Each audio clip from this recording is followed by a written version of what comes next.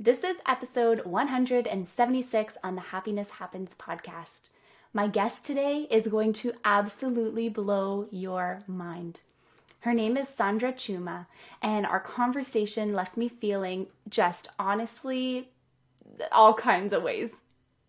She's an entrepreneur, a speaker, coach, podcast host, and award-winning documentary filmmaker.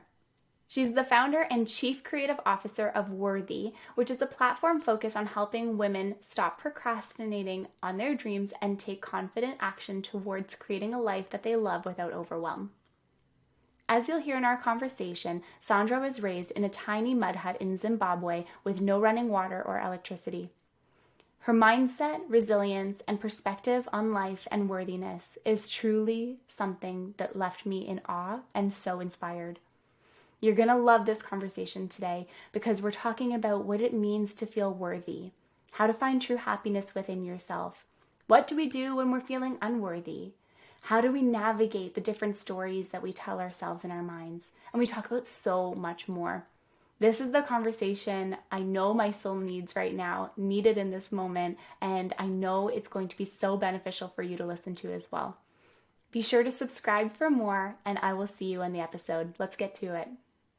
Sandra, thank you so much for joining me on the podcast today. I'm so excited to have this conversation with you today. I am so happy to be here, and I'm excited to have this conversation. When you asked me, and I was like, absolutely, how could I not want to be on this podcast? I love that so much. I appreciate you saying that. This podcast is like my baby. So it's my passion project. So it's nice I get to interview incredible people like yourself. And I'm really excited for this conversation. So I want to dive in. We're going to go into all kinds of different areas today, but I really want to start first. And I start out all the interviews like this. I want to know, what does happiness mean to you? Oh, the big question. What is happiness? Because isn't that what everybody's like, I want to be happy. You know what? It's taken me a while, and maybe my definition will change over time. But for me, it is being my most authentic self. It is living a life where I feel like I'm living into my potential. And it is truly living a life where I feel, for me, I have 5 criteria that for me is what happiness is. I'm living a life of passion where I feel like I'm really truly living the life of everything that I want to do and all of the things. I'm living a life of joy. Every single day I want to have joy. I'm living a life that's fulfilled, where I feel fulfilled, but I also feel like I am fulfilling my purpose here on earth. I'm living a life where I feel alive, where I truly wake up and I'm excited about everything that's going on. And for me as well, happiness is about being grateful. It's about gratitude. Those are beautiful. I love that. Now, is that something that you just kind of realized over the years and kind of like put together? Or is it something that, it sounds like it's something you live by every single day? You know what? This actually stemmed from my husband lovingly refers to this period in my life as my midlife crisis. But kind of when I was coming up to 40, I really had this big like realization. On paper, I looked amazing. I checked all the boxes, all of the things that had been dreams for me. I'd achieved them. I'd built an 8-figure business. I lived in my dream house, drove my dream car, went on vacation, all the things. And this was huge for me because I come from a background where I literally was born and raised in a mud hut with no running water, no electricity. So I thought that, if I could just have these material things, then I'd be happy. And so I spent so much of my 20s and 30s chasing achievement and chasing the next milestone and never feeling like I was happy. And so it was really kind of, I guess you have these moments of, crisis, I guess, for lack of a better way to put it, that really force you to question what actually means something in your life. And for me, it was coming up to 40. And how I came to those 5 things, it wasn't like I just sat down and thought about it. I actually did there's a beautiful Canadian woman who I absolutely love. Her name is Danielle Laporte. And she had this program. That was my first introduction. She had this program that was called, and now I'm blanking on the name of Danielle's program. How can I not remember it? It's something about dreams, isn't it? Because I've read her book. Oh my gosh, how can I not? I have it on my bookshelf somewhere, and now I cannot. But anyway, her program, I went through her program, and it'll come to me. I can literally see the cover. But her program took you through these exercises where this was the very first time I'd ever heard somebody say that what we look for, our goals, our dreams, are never about the thing itself. It's about the feeling that we think having the house, the car, the money, the whatever will give you. And so for her, it's called the desire map. I was like, how can I not remember? Yes. It's called the desire Yes. map. And so she had this process that you went through, which really spoke to what are the feelings that you desire, right? Not the things, but the feelings. And so that was how I came to the list. It's evolved over time, and I've put things on and put things on. But since I probably did it, gosh, when I think it was probably a good more than 10 years ago that I did it. And it's still every year I come back to it, and I might take something off, add something on, but I come back to those are the main feelings. That's how I came to figuring that out. That's honestly incredible. And I was actually gifted her book that takes you through that. I guess like it's a book, and I'm guessing maybe it's a program as well, but it was called the Desire Map. And I was gifted it, oh my gosh, I want to say in 2020. Yeah, I was gifted it in 2020, and it took me, and I was gifted it by an amazing friend. Oh, she is just wonderful. And it took me an entire year to even open it up because I didn't want to do it wrong. You know what I mean? And it's interesting because you can't do it wrong, but it's very like freeing to hear you talk about how you actually go back and just sort of keep what sticks and like leave the rest, because it doesn't have to stay what it was. And that's such, oh my gosh, you hit on something so powerful, because I think sometimes that's what stops us. It's the thing that stops us going after what we want, because we're afraid to take the step, because it might be the quote unquote wrong step. And so we stay stuck because it's like, I can't take a step until, I know absolutely all the other steps. I can't start to build my business unless I know everything about how it's going to all play out. And so we stay stuck. And that used to be me. Actually, for me, it used to be, this is the most ridiculous thing. I love journals, and I used to buy journals, and then every new year I'd have this pristine journal, but I didn't want to mess it up. And so I'm like, yes, what? I didn't want to. And then it'd be like, okay, I have to have my best handwriting, and I have to be sitting down. Like this whole thing where it's like, oh my gosh, if I would just write, just start. And I think sometimes that's what stops us, is we're wanting it to be perfect, and we're not going to take the first step until it's perfect. And that's been one of the most freeing things for me, has been like, it's okay if you mess up the journal. It's what, $20, $30? I can buy another one.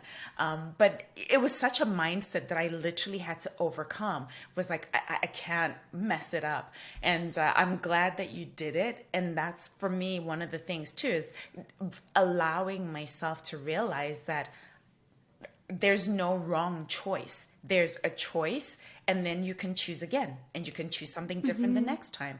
Absolutely. Oh, I couldn't agree with you more. It's so true. And it's exactly that piece of like why we don't start. And I think that it's really interesting to highlight that, because I think there's so many reasons in life why we don't start things. You know what I mean? There's like a lot of different fears that get associated with that. And I know that a lot of your work, actually, I almost want to say like most of it is rooted in this feeling of worthiness, right? Let me know if I've got that wrong, but from meeting you and from reading all about you, it feels like that is just so important. And I want to know what worthiness means to you, and then diving into a little bit more about that. For me, worthiness means, and this is a realization that, again, kind of like the happiness, I had to come to. I used to feel like for me to be worthy, I had to do something. There had to be some action, some money, something that I had to do to have that feeling. And so I was always chasing that feeling of not being good enough. And for me as well, I think for a long time, I associated worthiness with perfection, that it had to be perfect, that if I was going to do something that was worthy of my time, it had to be something that I could do perfectly. And so I counted myself out of so many things because I couldn't be the best at it and I couldn't do it perfectly. And for me, worthy has really become a realization that anything that you want, anything that you want to do, to be, to have, I'm worthy. The fact that I have that desire means that it is possible for me, means that I am worthy of having or doing or being that thing. There is a reason that desire has been given to me. And it's got nothing to do with you have to deserve it or work for it. You are worthy by virtue of you wanting it. And then, of course, we live in a 3D world where there has to be some action of some sort for you to then get the thing. But the fact that you have the desire means you can have it. To expand on that a little bit, why worthy? Please. First of all, it was something I struggled with, as I said. But then as I started down my path of, stepping into personal development, stepping into coaching, and in particular coaching women, I feel like this is something that us as women struggle with in particular. The number of women who are stopping themselves from having their version of an extraordinary life because they didn't feel deserving, they didn't feel worthy, was mind-blowing to me. That literally the reason people weren't going after their dreams wasn't because of anything external, wasn't because the biggest barrier was themselves, because they didn't see themselves as being worthy, of being deserving, of having whatever it was. And so that was really the birth of my brand, which is called Worthy. And then it also for me was like, okay, great. It's wonderful for me to tell people you can be, do, have whatever you want. But how do I actually start to give people the tools, the information? How do I share that in a way that gives them the steps to stepping into their worthiness and then being able to achieve? And so worthy in my world is the word, the fact that you are worthy, but it's also an acronym for 6 pillars that I really focus on teaching, and that really are the foundation of all of the coaching and all of the mentorship that I do in the brand. Oh, that is amazing. Could you share the acronym with us, just a highlight level of what it means? Absolutely, I'd love to. So the W is all about having a strong why, because all too often people don't actually know why they're doing what they're doing or why they want what they want. So kind of like we talked about a little bit earlier about how often we think that the goal is I want the money and the car and the house, and then we get the thing and then we still feel empty. So it's about really anchoring into the why. Why do you want what you want? Because also when you have a strong why, it'll carry you. I think it's what's the beautiful book by oh my gosh, he's a Simon Sinek. no, Oh, Simon him too. too. Simon Sinek too says a great thing. He's oh my gosh, why is my mind like mush today? But he's a gentleman who was in a concentration camp, and he wrote a beautiful book where he talks about how if you have a strong enough why, that the people who survived in the concentration camps were the people who had a reason to live. And so really connecting with your why. So the W is all about having a strong connection to your why, and how do you do that, and what is it? And for many people as well, we're chasing other people's dreams, and it's very hard. People say to me, oh, I can't stay connected to my dreams, or I can't stay committed, or I don't have motivation. And oftentimes it's because we're chasing dreams that aren't ours. So it's really, how do you define what your desire is? What is your heart's desire? So that's the W. Then the O is all about owning the day. So many of us have great intentions, right? We want to do this, I want to do that. But we're not intentional about how we go through our day, how we spend our time. And those minutes that go by is time that we're not working on whatever it is that's going to move us closer to our goals. So part of what I studied and I'm certified in is productivity, right? I did something called the 12-week year, and it's really, how do we maximize our time? What are the things that we need to say yes to? What are things we need to say no to? And how do we do that? So the O is all about own your day. The R is something that I had to learn the hard way. And R in my world is about rest, and it's about reflection. And why do I say I had to learn it the hard way? Because I crashed and burned. As I said, I built this very quickly company that became very successful, and I was constantly chasing and chasing and chasing the next thing and the next thing. And for me, rest was an inconvenience. It was like, I don't have time for this. And so I had to learn when my body literally crashed and burned, ended up being diagnosed with adrenal fatigue, that rest Wow. is an important part of productivity, that rest is a strategy, and also reflection. Oftentimes for me, I was just going and not really reflecting on what I had achieved, what I had done, what are the things that had worked, what are the things that hadn't worked, and why. That space of reflection, and then allowing that to be the source of inspiration to move forward. So in the brand, the R is all about rest and reflection. The T is all about tracking. And this is that whole GPS thing. For me, I call it your goal progress system. Because how do you know whether you're making progress, whether you're not making progress, unless you're tracking? But for many people, they will say, oh my gosh, I find tracking triggering. And the reason we do find tracking triggering is because of what we make it mean. And so it's really helping people understand that tracking isn't about having a tool or a stick to beat yourself up with because you didn't achieve. It's really about putting in place mechanisms to tell you, are you going in the right direction? Are you not going in the right direction? Okay, what do you need to adjust? So T is all about tracking. The H is about habits, because what I have learned is everything you have, everything you don't have in your life is because of your habits. It's because of the things that you do every single day subconsciously without thinking about it. So I actually got certified in habits. My mentor is a gentleman named BJ Fogg, who wrote Tiny Habits. And he's been studying habits and behavior for more than 25 years. He's the head of the Behavior Research Institute at Stanford University. So he's very well versed in this. And so that really helped me understand the importance of, it's great, as I said, to have great intentions. How do we get intentional? And then how do we create habits that support us in moving towards our goals? And then the Y in the brand is all about you as the person. One of my mentors said to me when I started coaching with him, he said, you will only ever be as good as the being who is doing the doing.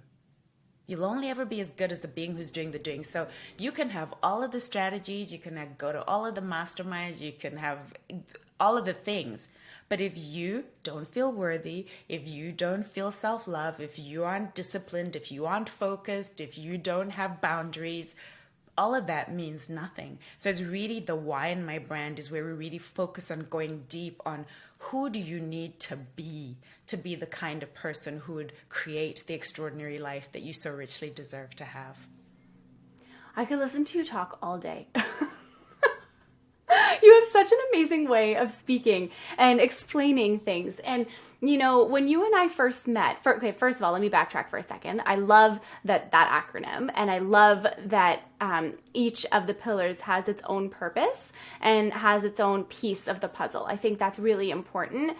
And I think I love that you just developed this, and it's something that other people get to live by and get to learn. I think that's so incredible. Like, what a beautiful gift for people to be able to learn that. It's amazing. And what keeps, coming to me right now is, you and I met through a mastermind that I was in, that you were a guest speaker in. And I have a very short attention span, okay? And I was hooked on every single word you were saying the whole time. I was like, oh my God. I was like, who is Sandra? I was like, Sandra needs to come on my podcast. Like, we need to have a conversation.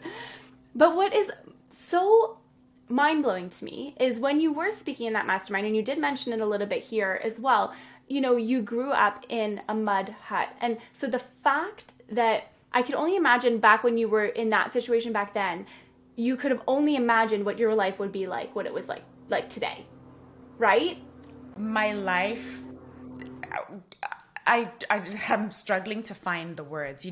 I think I don't remember whether when I spoke at your mastermind, I talked about my grandmother. And other than my parents were so influential in me growing up, but the other two people who were so influential were my two grandmothers, neither of whom ever went to school. Didn't have an education.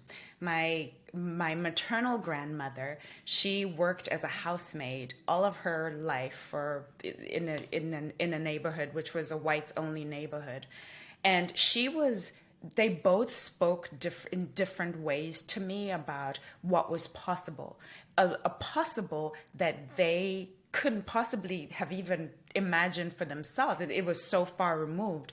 But they were the first who really spoke into me possibility.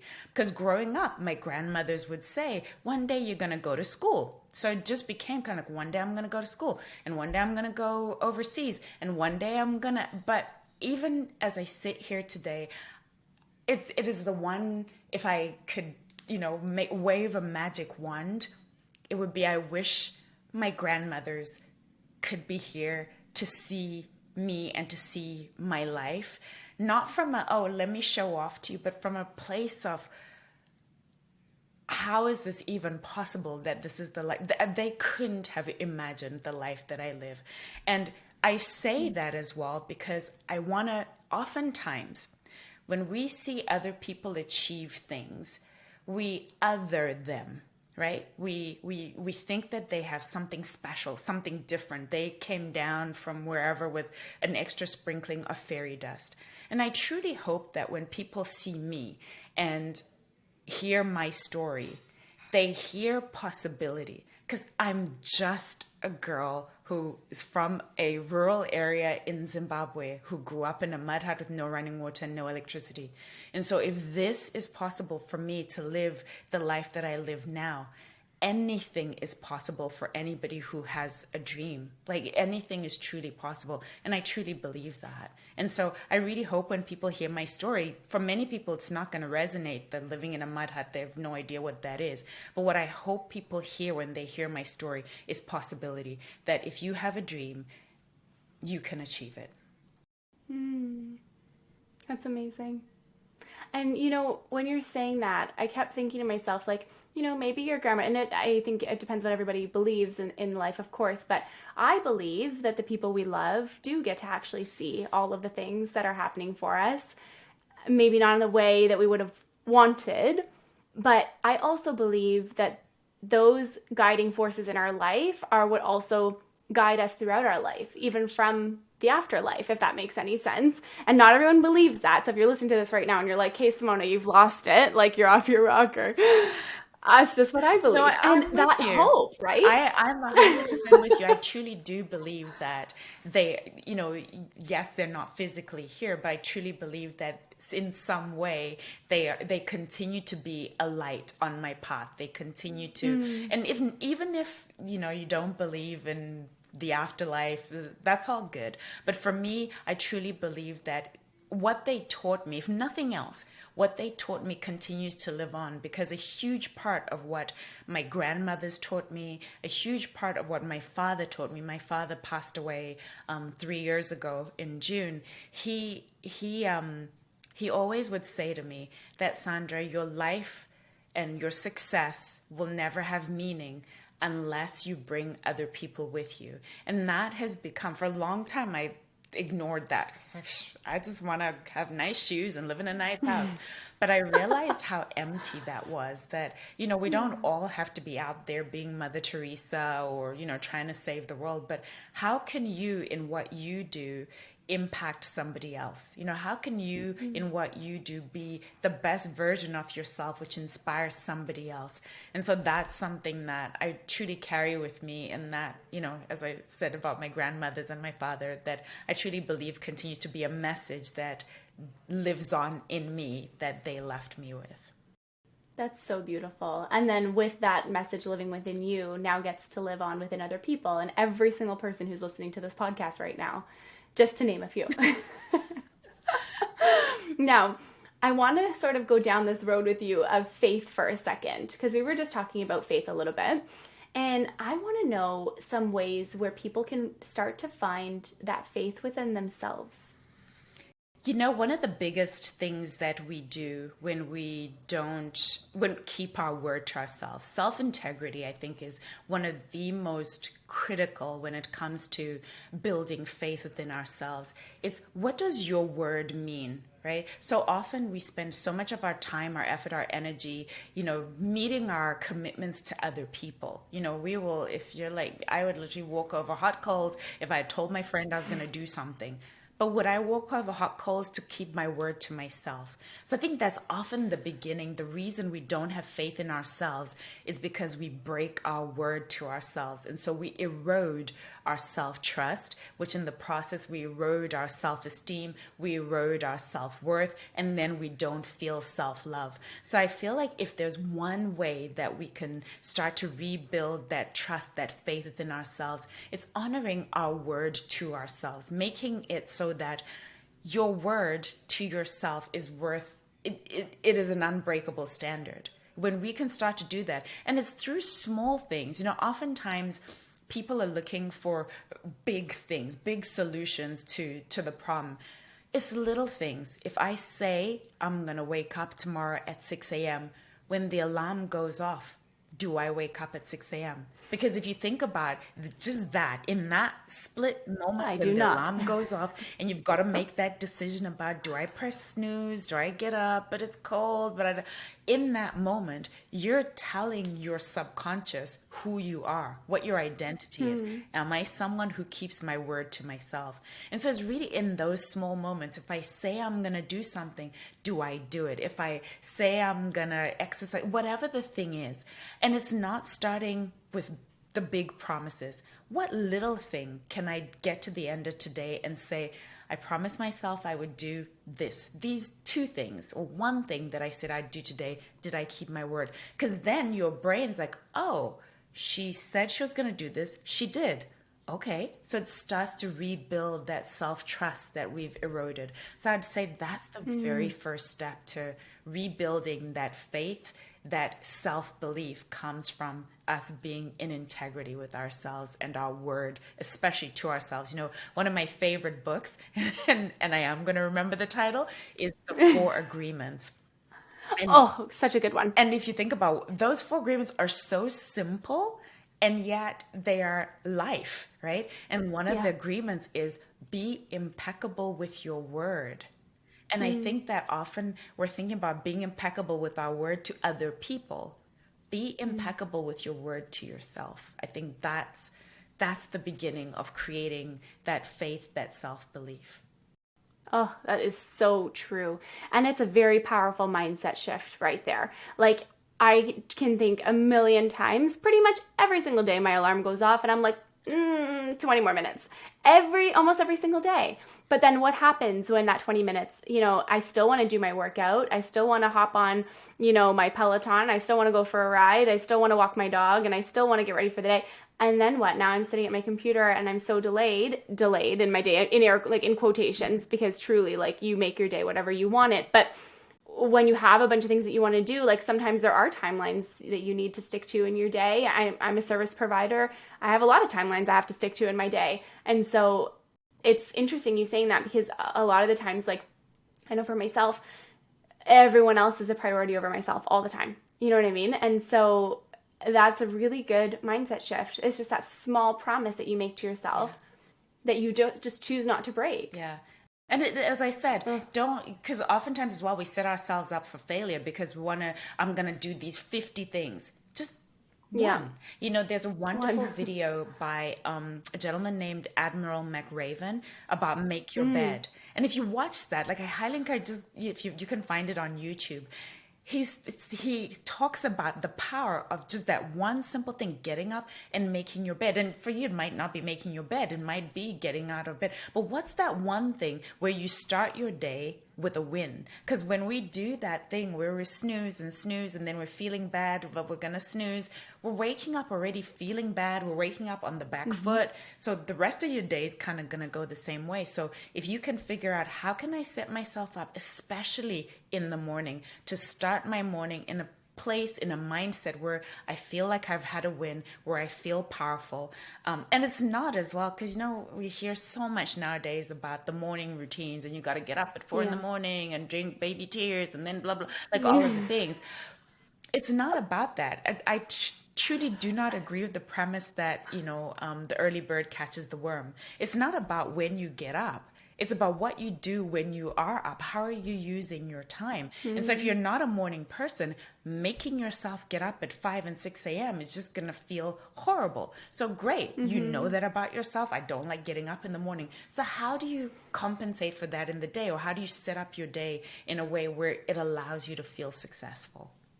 Oh, I love that so much. And you know what? It is so true. I prefer to work at night. I like working late at night. I mean, I could watch Netflix, I guess, but like sometimes I do and sometimes I don't. And, you know, I just like to work at night. Like I'm the most creative at night. Like it's just how I've always been.